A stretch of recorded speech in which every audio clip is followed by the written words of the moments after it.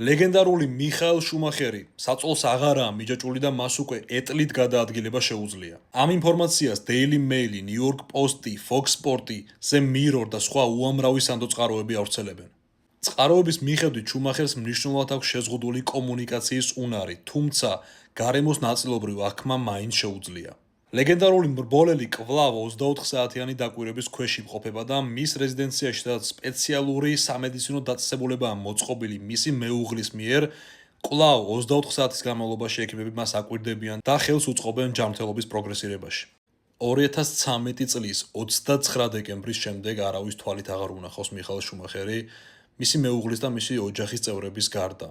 და ამდენი წლების შემდეგ, იმ ყველაფრის შემდეგ, რაც თელმა მისმა ოჯახმა და მან გამოიარეს, არის იმის შანსები ძალიან მინიმალური, მაგრამ მაინც, რომ ესეთი ლეგენდარული ადამიანი, არა მხოლოდ ლეგენდარული ფორმულა 1-ისთვის და სპორტისთვის, უკვე ჩამოყალიბებული მებრძოლად და იმ ადამიანად, რომელიც არასდროს არ ნებდება, არის შანსი იმის, რომ ჩვენ ყველამ ერთად კიდევ ერთხელ ნახოთ მიხაელ შუმახერი, ცოცხალი ლეგენდა. ასე რომ, მალე დაგვიბრუნდით, წითელო ბარონო.